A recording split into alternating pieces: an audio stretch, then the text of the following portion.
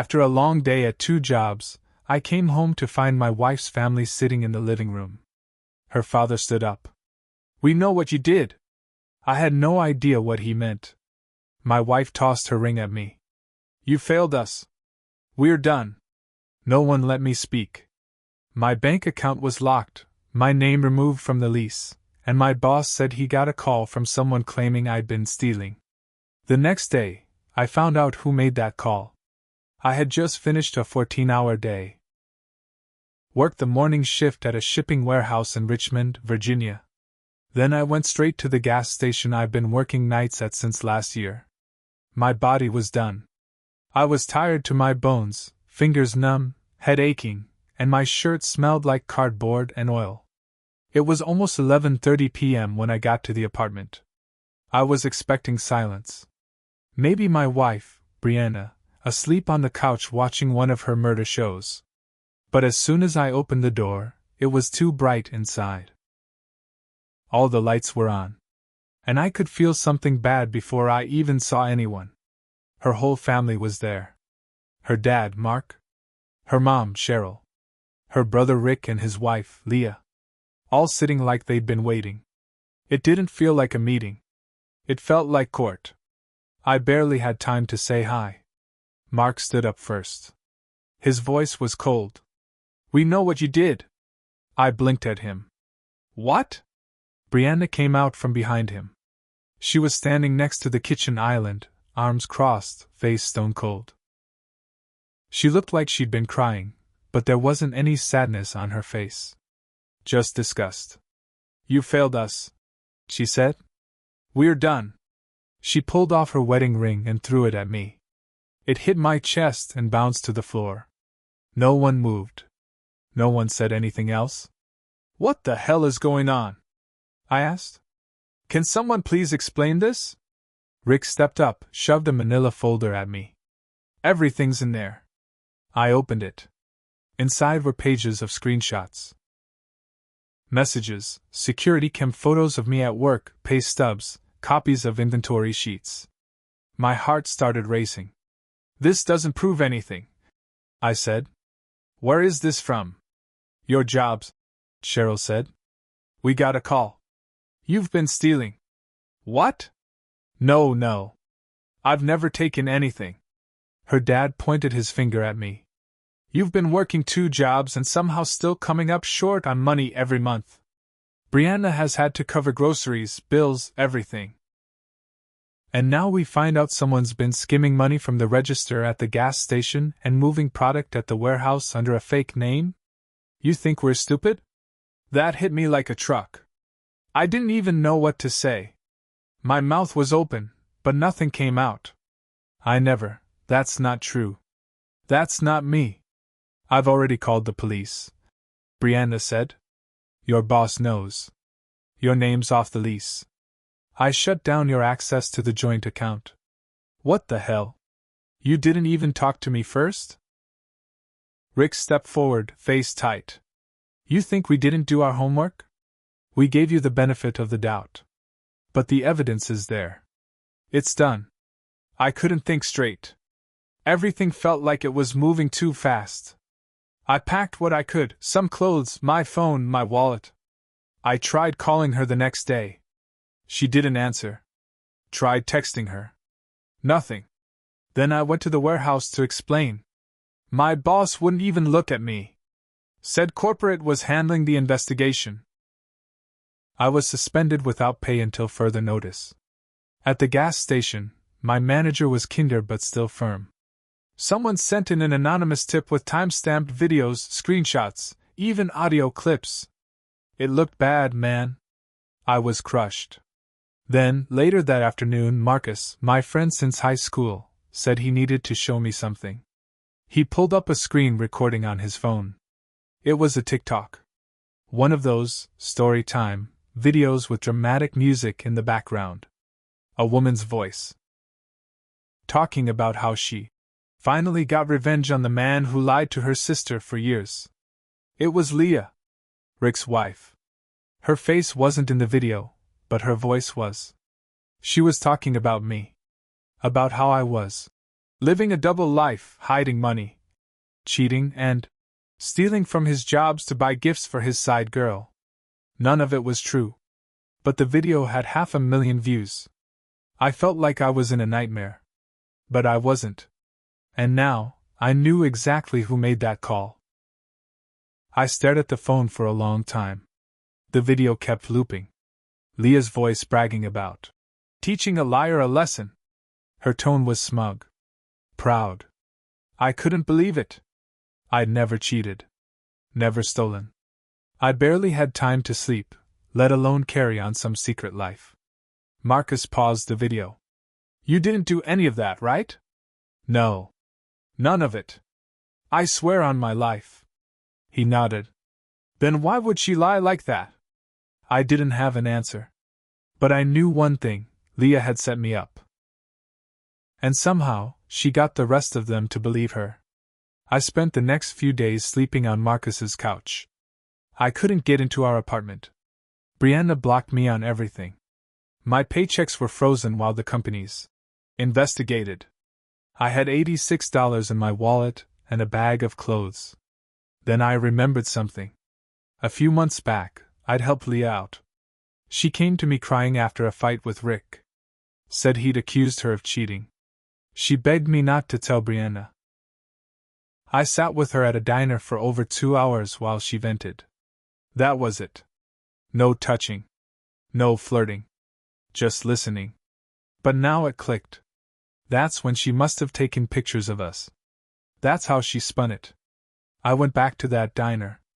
Asked if they had camera footage from that night. The manager said they only kept it for 30 days, and it had already been wiped. Of course. Still, I needed proof. I remembered Leah used to leave her laptop open at family cookouts. She ran a side gig as a social media manager. Maybe there was something there. So I played dumb. I created a fake email. Posed as a small business owner looking to hire someone to boost engagement. I asked for samples of her past work. And like I hoped, she sent me a zip file. Inside were PDFs of TikTok campaign plans, brand growth charts, and folders with screenshots. Most were innocent. But in one folder titled Backup, there were dozens of image files. Some were time-stamped photos of me at work. One even had the gas station register in the background. And then I saw the names of the image files. ricktrusm.png and proofsidigi.png. She had set it all up. And she had saved the files like trophies. I sent them to Marcus. He was quiet for a minute. She planted this stuff. These aren't security cam photos. These are phone pictures. Some are cropped. Exactly. I found a tech friend, Bobby, who helped me look into the metadata. We matched photo timestamps to dates I wasn't even at work. One was taken on my day off, which I had the timesheet to prove. We built a file. A timeline. With receipts, call logs, even a text message from Leah thanking me for the diner chat, proving I wasn't out with some mystery woman like she claimed. I was going to clear my name. But I wasn't stopping there. I wanted every single person who threw me out without listening to pay for what they did. Especially Leah. And I had a plan. My plan started slow. Quiet. I didn't rush it. I knew if I came at them angry and wild, I'd just look like the bitter ex. I needed them to doubt each other first. Tear at the edges. Let their own guilt do the rest. Step 1 was Rick. He was always suspicious of Leah. The way he watched her when she scrolled through her phone. The way he joked too often about not trusting women who smile while texting. I knew he was insecure, and Leah had probably used that to keep him in line. I just needed to crack that door open. I printed one of the photos she took of me at the diner. Circled the date. Wrote, "Ask her who she was texting that night. She'll lie. You'll see." I mailed it to him from a P.O. box in a different city. A week later, Marcus told me Rick had shown up at a local bar looking pissed off, drinking alone. Word started spreading that he'd been sleeping on his buddy's couch. Step 2 was Brianna. This one was harder. I still had love for her, even after everything. But she believed them without even talking to me. She tossed me out like trash. That hurt worse than the lies. I wanted her to see the truth, but not from me. So I made an anonymous TikTok. Simple black screen, no voice. Just text on screen and dramatic music. Imagine if the woman who ruined your marriage had a reason to lie, because she was hiding something worse. Then I uploaded the photo of me and Leah at the diner. Next, I added the folder names ricktrusm.png and proofsidigi.png. Then the metadata showing the photos were taken from a personal phone, not work security cams. And finally, a screenshot of the email where Leah sent her social media samples, with the folder visible. The video got 200,000 views in 2 days. People in the comments were doing detective work. Some even found Leah's TikTok and connected the dots. Then came the best part. Rick's cousin messaged me on Instagram. She worked in real estate and had helped Rick and Leah find their house. She said, "You're not gonna believe this, but Rick's trying to get the place in his name only. Said Leah's not safe to trust with paperwork." Things were cracking.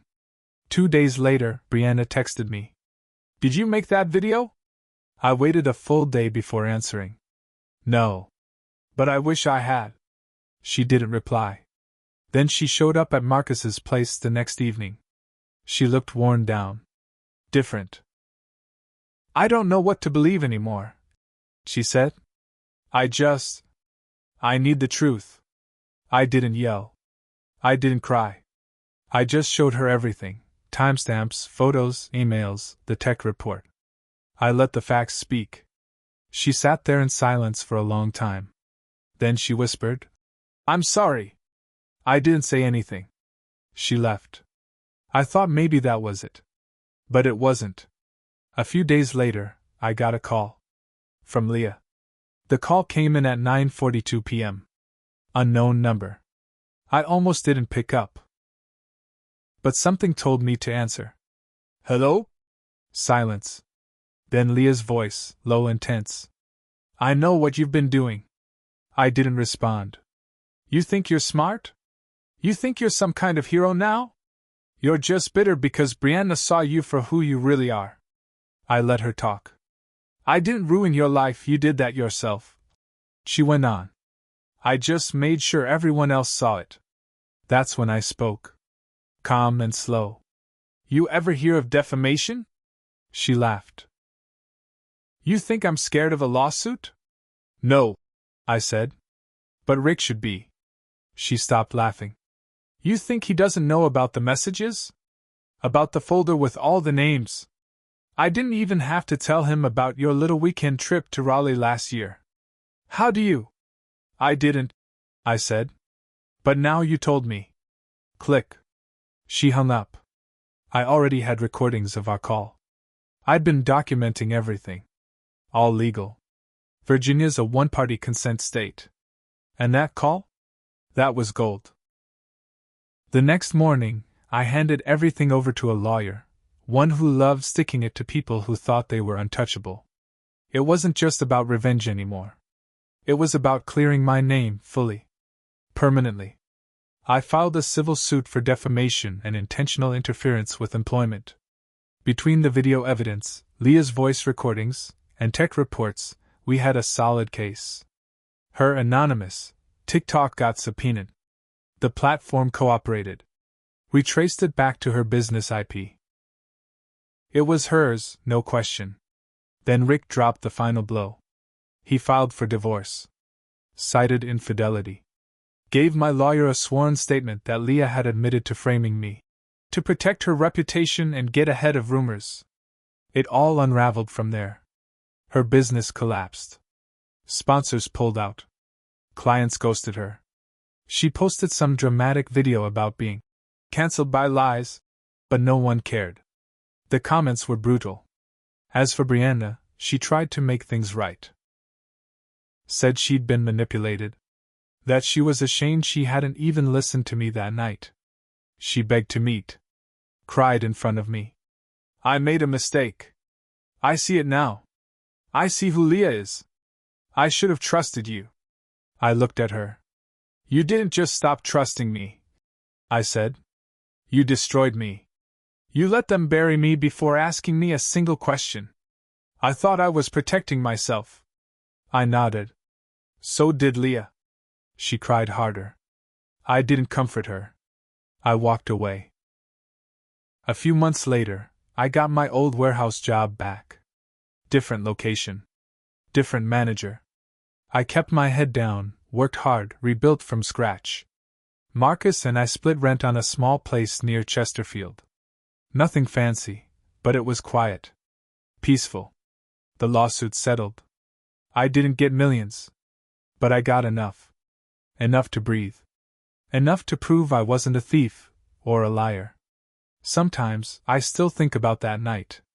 Walking into a room full of people I thought were family. Seeing their faces. Hearing her say, "We're done." She was right about one thing. We were done. But not because I failed them. Because they failed me. And I made sure they remembered it. Every single one of them.